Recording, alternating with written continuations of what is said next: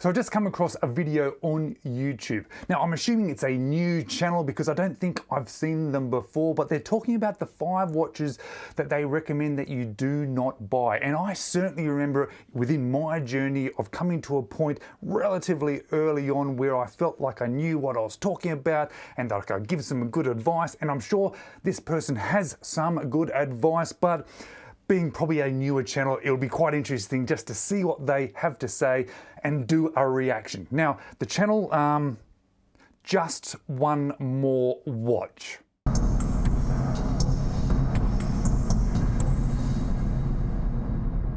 Hello, you're watching James. My name's James, you're watching me, and I am talking about watches. And I've deliberately not watched this video, and I don't know much about this channel, but I did look it up quickly, and I can see that there is a girl called Jody that runs this channel, and it's nice to have another female content creator. I love seeing some of these watches spoken about from a different perspective. So I think we should now watch this video and see what she has to say. And apologies for the sound. I'm just running this one through my computer. Wow, that's a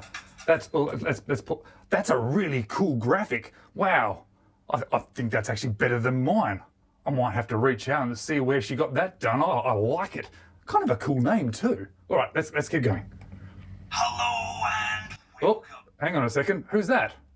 I thought this was Jody's channel. Is Jody a guy? Ah.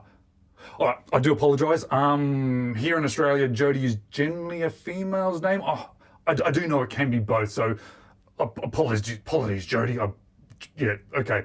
I actually know a couple of Jodys and they're both girls, so apologies. All right, let's. What has he got on his shirt? Ooh, he's got some cool stuff in his background. All right, let's keep going. Let's keep going.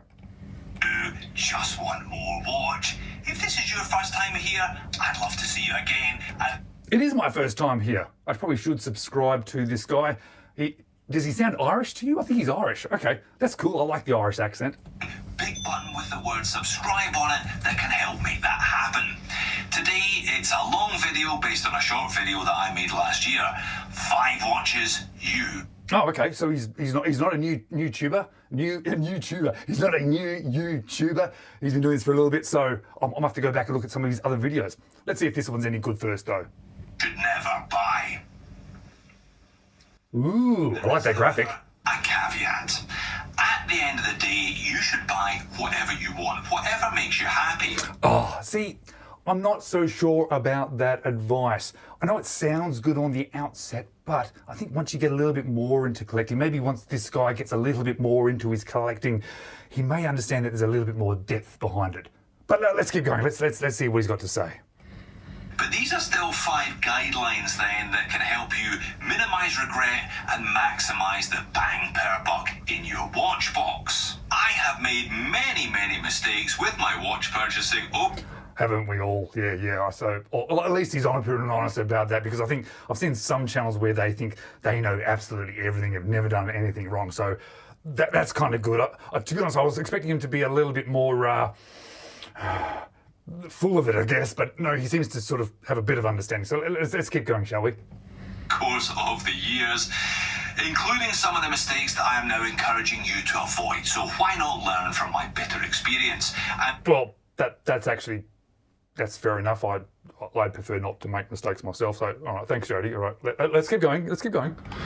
Think of these then as 5 guidelines, 5 suggestions to steer you into better watch purchasing decisions. Starting at number 1 with, don't buy watches that are the wrong. Ah, okay. I think this is a bit of a trap for some people.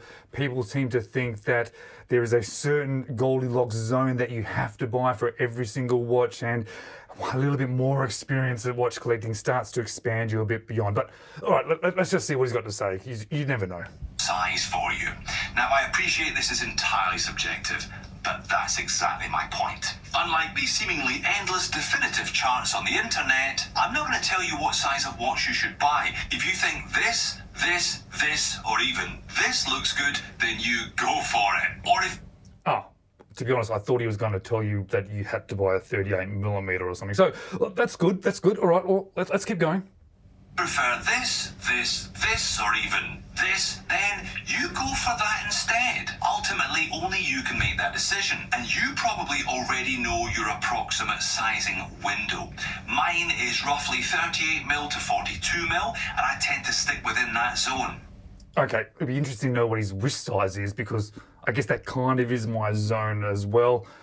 All right, he's making a little bit of sense. Let's not judge him too harsh. This is probably one of his first videos, I know, but you know, production value is pretty good actually. I might have to borrow a couple of these things, but let's keep going. Go stray beyond that zone occasionally if I have occasion to, but do you know what? I usually end up not wearing those watches nearly as much as my other. Oh, he's got a brew there. That's not really something you buy at the start of your collecting experience. I don't even have a brew. Oh, I like that watch. Thereby neatly proving my point. So if you don't want money sitting in a box, know your sizing window and stick to it. And if a watch outside that window appeals, then do yourself a favour and make sure you try it on before. Okay, that's good advice. You try it on, yeah. Let's keep going. Buy it. Number 2, don't buy watches that are the wrong style for you. Watch collecting. That's actually a really good point. Yeah, because I've done this before too. Yeah, okay. Let's listen to it. Let's keep going, Jody. Pokemon, you don't have to catch them all. You don't have to have the picture-perfect watch box featuring one dive watch, one compressor, one chronograph, one GADA, one dress watch, one vintage watch, one integrated bracelet watch, and one beater watch, etc., etc., etc. That actually comes a little bit later in your experience, I think, because a lot of people just think they need to hit their sort of marks, have one of all these. So he's not saying that. That's really interesting. Sorry about that. Sorry. Just messed up my camera there. Is that still running? Sorry about that. I wasn't paying attention. All right, let's get back to this video. The fun of watch collecting is finding what suits you. There are so many niches and sub-niches within those niches that you're bound to find exactly, and I do mean exactly, what you're into. Don't feel the need, therefore, to buy what you're not into. Again, with reference to my own collection, at the moment I'm into black dial 3-hand GADA watches on bracelet, and as a consequence I have several of those in my current collection. I have to admit, I've started liking those styles of watches too. They're particularly nice. Maybe he knows a little bit, know what he's talking about? Maybe? Let's keep going. Dress watches though, so guess what? I don't own any dress watches, so don't succumb. Oh, okay, well, I resonate with this really, like, a lot, because I love dress watches. I think they're fantastic, but I just don't wear them. So having learnt that by making mistakes myself, by keep buying watches that I end up not wearing, that's a good thing to learn. All right, thanks, Jody. That's good advice. But well, let's see what he comes up with next. I don't want to give him too much credit because he might go downhill from here. So let's keep going. A trend just because it's trendy if you're not into the trend, and don't feel the need to tick a particular box just for the sake of it. Number 3, wrong color. A little bit of color in one's collection can be a good thing, but only if it's the right color for you. Again, with reference to my own watch buying habits, I just can't do blue dial watches. I've tried now on several. How can you not do blue dial watches? I love blue dial watches. And I also like a bit of colour in my collection. So maybe he's a bit off here. Let's see what he's got to say. Occasions, and I've failed on several occasions, including even with some watches that are considered to be classic blue dials like this one. So now I don't even try. That's a pretty classic Omega. I like that one. I think we all like that one. That's a nice watch. Well done, Jody. Blue is a really mainstream colour. We're not even talking about reds, purples and yellows here. Now I do occasionally go crazy with colour and I buy something a little bit wild, but I buy it in the knowledge that that watch will probably only see the light of day on a few days each year, which therefore makes me think all the harder about whether or not I should buy it in the first place, which is kind of the whole point of today's exercise. Oh, I just figured out his t-shirt. You can read it. It says, intelligence is the ability to adapt to change. That's kind of cool. But imagine wearing that t-shirt in every video. I do tend to wear the same t-shirt or same shirt in every one. That's a weird one to pick. All right, let's keep going. Number 4, too weird. Don't buy watches that are too weird for you. I think he might be wrong here because I'm finding that the weird watches, or what I call fun watches, are actually really great to have in your collection. All right, let's just see what he's got to say first. Just because, again, they happen to be trendy or look good in a review. I still maintain that having one oddity in a collection is a nice thing to have. Okay.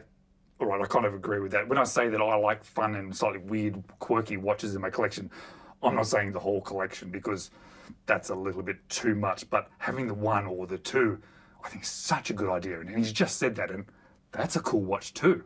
Conversation starter, a Saturday night. Ooh, Zurich. Oh, I've wanted that watch. That's cool. Special, something that's a bit left of centre. And I have reviewed many such watches on my channel over the years. Over the years? Many such watches? Maybe I'll have to go back and watch some of his videos. Those are jump hours or repeaters or chiming. Ooh, Christopher Ward. I've seen them in person, but I haven't had the chance to review one of those. Wow, this guy this guy might know what he's talking about. That seem to be having a bit of a moment at the moment. I'm well aware that there are collectors that only buy the odd stuff that have boxes and boxes full of these things. Like I said, if that's you, that's cool, buy what you like, but there will come a time when you will not want to have a watch that you have to learn how to read the time. You have to think about what time it is every time you want to tell the time. Yeah, I've been in that situation too, where I've been enjoying the aesthetics of the watch and it's super cool, but I've just needed to tell the time, and I've pulled out my phone, so yeah, all right. At that point, you will want to grab a watch that is simpler and easier to use. So make sure you have one or two options in your box when that time comes. And finally, too similar. This is a lesson that took me too long to learn. Basically, there's certain styles of watches that I love, so I gravitate towards them, so I buy them, but I've actually already got watches like that in my collection and they overlap too much. Let's see if he's sort of got to that point with his collecting. Now, this is something that I am very conscious of in my own collection, and I do struggle a little bit with. For example, it wasn't too many years ago that I had 17 dive watches in my collection. I was in that boat too, and I started very heavy on the dive watches. Maybe he has learned a few lessons. 14 of them with black dials. It's fine. Black dial divers. That was me! I like certain styles of watches, and indeed some people base the entire hobby on collecting within very narrow parameters. But I think there are practical limits of how many of a certain style of watch it is sensible to own. For example, in addition to black dial dive watches, I like square G-Shocks. I think it is a classic timeless design, and they are generally... I like G-Shocks too, and to be honest, that's actually the only one that I really like too. Alright, let's keep going. So affordable that it would be easy to end up with 5 or 8 or 10 or 50. Is it just me, or is the sort of video moving really well? Like, there's popping things on the screen, sound is good. I know the sound probably on this video is not very good because it's coming via a microphone, via a computer, but to me it's actually sounding pretty good. Alright, I think I might have to subscribe to this guy. What was his name again? Just one more watch. I'll leave a link to his channel below, so you should check him out too. Them in a box. But I've realised that if I had 15, I'd probably only wear 2 or 3 of them, so I limit myself to only owning 2 or 3 of them. I know a lot of people run a strict one-in, one-out system for their entire collection. They limit themselves to a number and they stick to that number religiously. I try and apply that rule to sub-collections within my big collection, so I don't... Well, I kind of do that too. I kind of like this idea of one in, one out, but it doesn't really work for me. It's a little bit too constrictive, but I do like the idea of one in, one out for styles or collections, because if I'm buying a black dial diver, well, I've got a couple already, so do I need another one? No. Do I like that new one? more than the one I've got in there? Generally, it's no. Okay, this guy, he might know what he's talking about. Up with duplicates or triplicates of things that don't ever see the light of day. So there you have it. 5 vague rules, some of which contradict What do we have? It. Huh. each other, and most of which I've broken over the years personally, but here they are nonetheless. Like I said, I'm not telling you what to buy or how you should assemble your collection, or at least I'm not doing that. Now, is it just me, or are you trying to read those books on the back there? There's a Star Wars, Banks, what else is there? DHL, but I do like his little fluorescent thing in the background. That's pretty cool. This particular video, just perhaps Oh, and look at that. It's the crocodile hunter in the top corner. Good old Steve Irwin. We miss you, buddy. doing a little checklist. 5 questions to ask yourself before you buy your next watch to make sure it's the right watch for you. Is it my size? Is it my style? Is it my color? Is it something I wear? And do I have something very similar to it in my collection already? If you want to see me make a similar video, let me know. I've now got some good advice. Thanks, Mr. Jody. Appreciate it. Maybe you'd like to watch another one of my videos next.